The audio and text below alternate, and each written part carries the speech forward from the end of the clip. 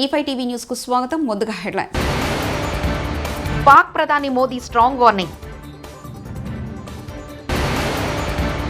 ఢిల్లీలో CII annual business summit 2025లో పాల్గొన్న ముఖ్యమంత్రి.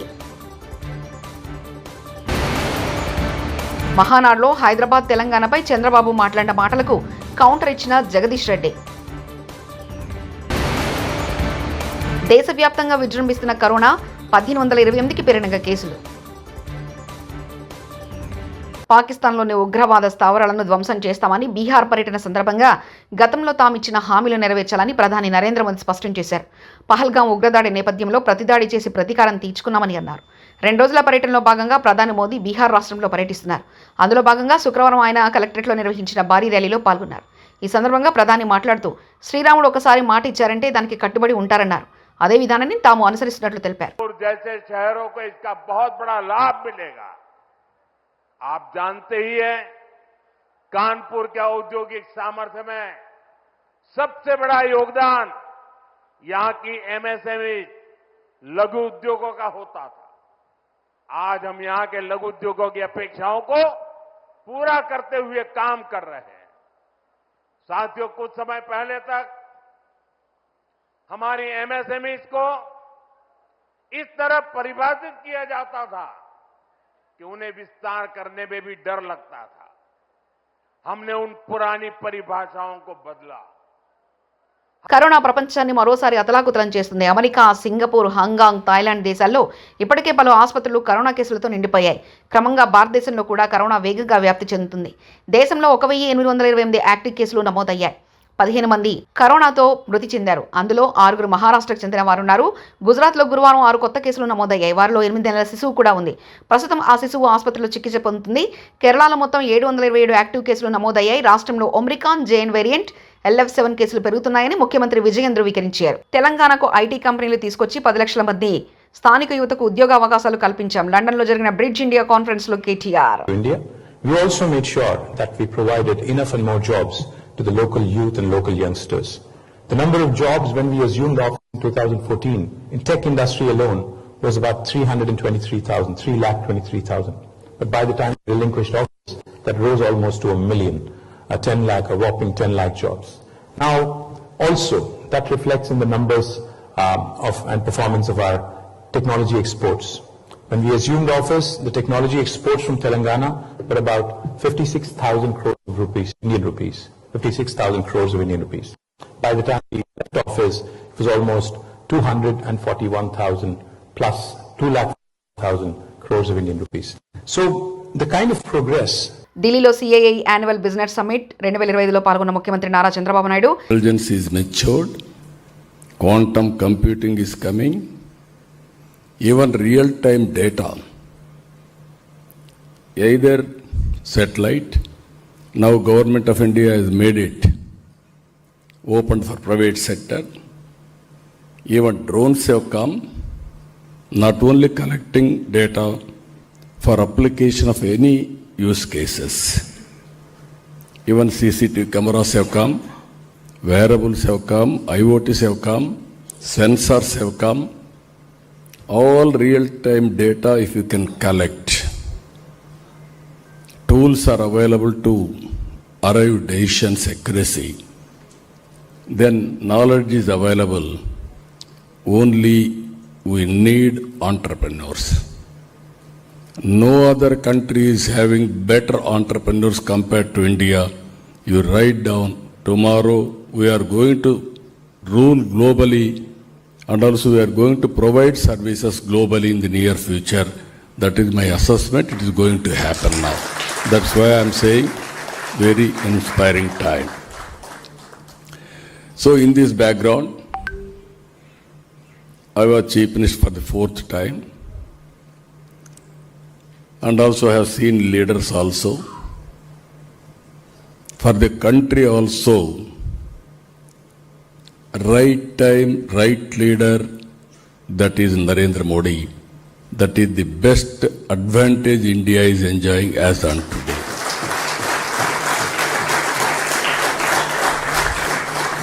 If you see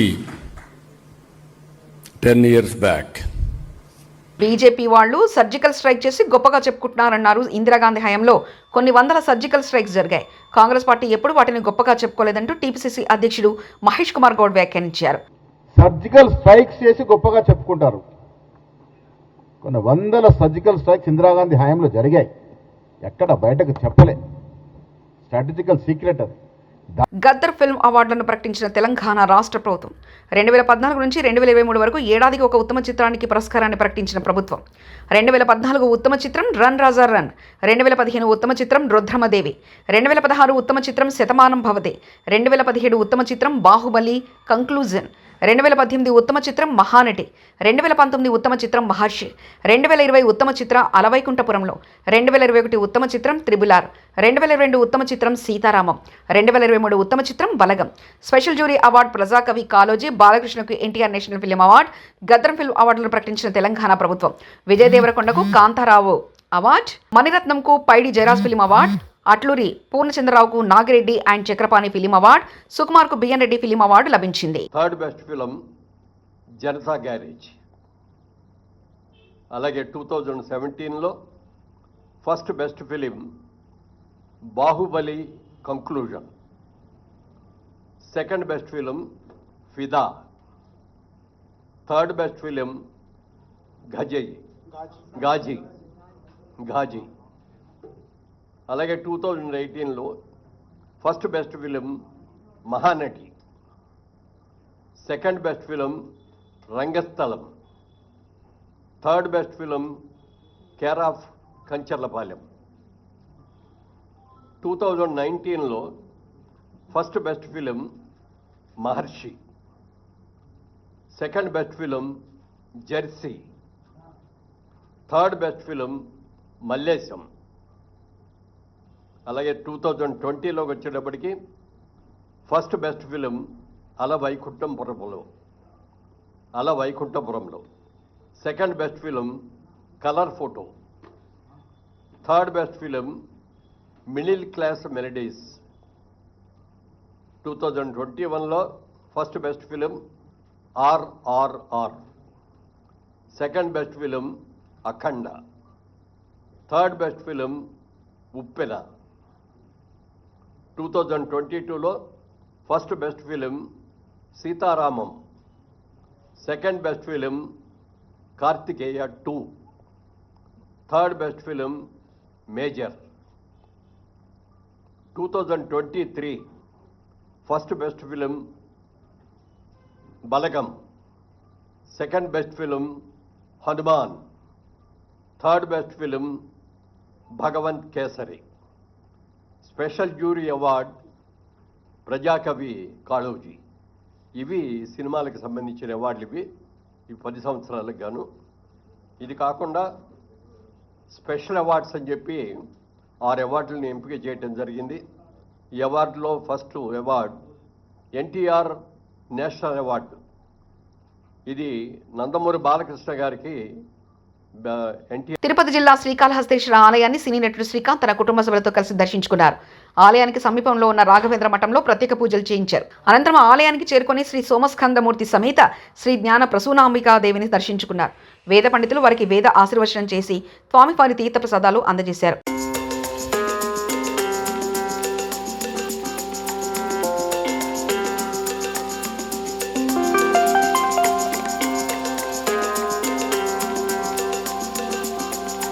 మహానాడు కార్యక్రమంలో హైదరాబాద్ తెలంగాణపై చంద్రబాబు మాట్లాడిన మాటలకు కౌంటర్ ఇచ్చారు మాజీ మంత్రి ఎమ్మెల్యే జగదీష్ రెడ్డి.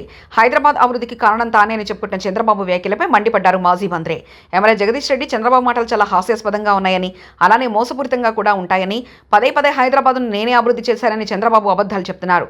చంద్రబాబు చెత్త మాటలు కొట్టివేద్దామనుకుంటే సమైక్యాంధ్ర తలసరి ఆదాయం 25,900 కోట్లు 2014లో ఏపీని చంద్రబాబు 5 సంవత్సరాలు పరిపాలిస్తే కేసీఆర్ గారు 2014 నుంచి 2023 వరకు తెలంగాణను పరిపాలించారంటూ వ్యాఖ్యించారు. నాయుడు వాస్తవానికి ఏది ఊరికనే మాట్లాడాడు, దాని వెనకాల ఏదో ఉంటుంది. తెలంగాణకు సంబంధించి, హైదరాబాద్ అభివృద్ధికి సంబంధించి చంద్రబాబు మాట్లాడే మాటలు చాలా హాస్యాస్పదంగా ఉంటాయి. కానీ దాంట్లో ఏదో మోసపూరితమైన విషయాలు కూడా ఉంటాయి. ఎందుకంటే ఆయన నిన్న మొన్న మాట్లాడింది, మహానాడులో మాట్లాడింది.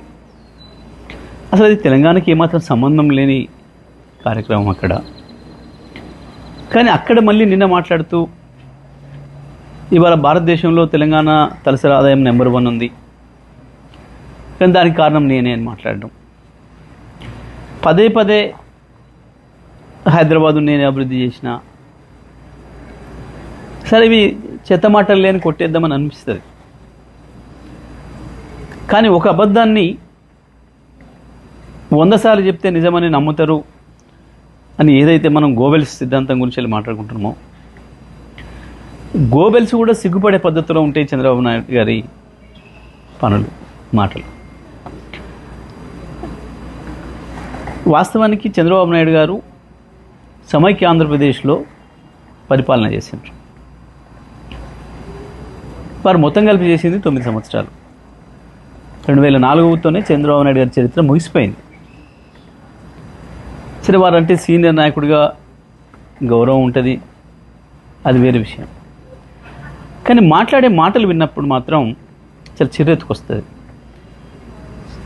తెలంగాణ వాదులు వాళ్ళదైన పద్ధతుల్లో వాళ్ళు స్పందిస్తున్నారు సోషల్ మీడియాలో. మిత్రులు, నిజమే, కొన్నిసార్లు వాళ్ళు పెడుతున్న పదాలు, వాళ్ళు వాడుతున్న పదాలు చూస్తే కూడా కొంచెం బాధ అనిపిస్తుంది. అంత హార్ష్గా ఎందుకు మాట్లాడుతున్నారు మా వాళ్ళు అని. కానీ మీలాంటి వాళ్ళకు అదే సరైందేమో అనే భావన వచ్చేటట్లు ఉంది మీ ప్రవర్తన. ఎందుకంటే 2004లో మీరు దిగిపోయిన నాటికి సమైక్య ఆంధ్రప్రదేశ్ది తలసరి ఆదాయం 25,900, 26,000 లోపు. ఇక ఆ తర్వాత మీకు పరిపాలన సంబంధం లేదు. 2000 వరంగల్ ఆటో కార్మికుల జీవితాలు ఆగమయ్యాయి. ప్రభుత్వ మాజీ చీఫ్ విప్, మాజీ శాసనసభ్యులు, బీఆర్ఎస్ పార్టీ హన్మకొండ జిల్లా అధ్యక్షులు దాస్యం వినయ్ భాస్కర్, భారత రాష్ట్ర సమితి పార్టీ హన్మకొండ జిల్లా కార్మిక విభాగం ఆధ్వర్యంలో నిర్వహిస్తున్న కార్మిక మాసోత్సవాల్లో భాగంగా శుక్రవారం రోజున హన్మకొండ బస్టాప్లో ఉన్న శ్రీ రుద్రమాదేవి ఆటో స్టాండ్ను సందర్శించారు. ఆటో స్టాండ్ పరిసర ప్రాంతాల్లో దుర్గంధం, మురికినీరుతో ఉండడం చూసి ఆర్టీసీ ఆర్ఏఓతో మాట్లాడి ఆటో స్టాండ్ వద్ద మౌలిక వసతులు కల్పించాలని కోరారు. ఈ సందర్భంగా ఆటో కార్మికులతో మాట్లాడి వారి స్థితిగతులను తెలుసుకున్నారు.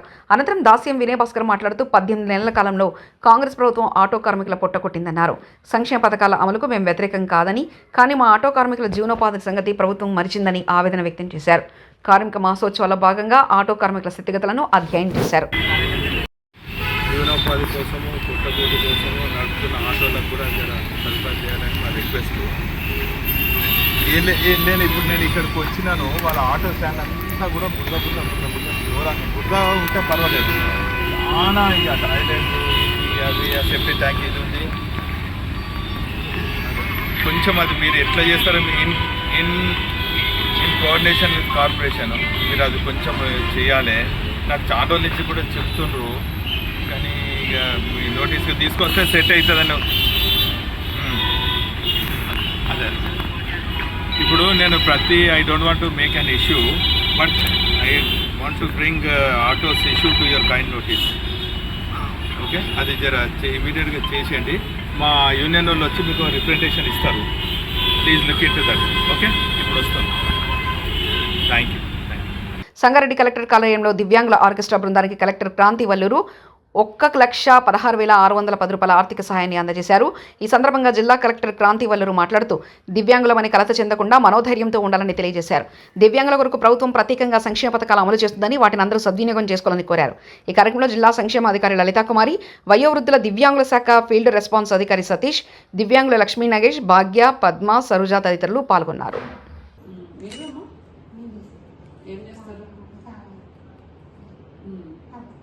ఈ అమౌంట్ ఏం చేస్తారు? ఏం కొంటారు? ఇంకొక అబ్బాయి ప్లే చేస్తాను, నేను కీబోర్డ్ ప్లే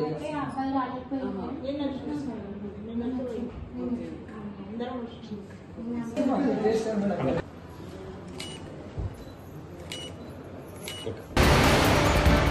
పాక్ ప్రధాని మోదీ స్ట్రాంగ్ వార్నింగ్.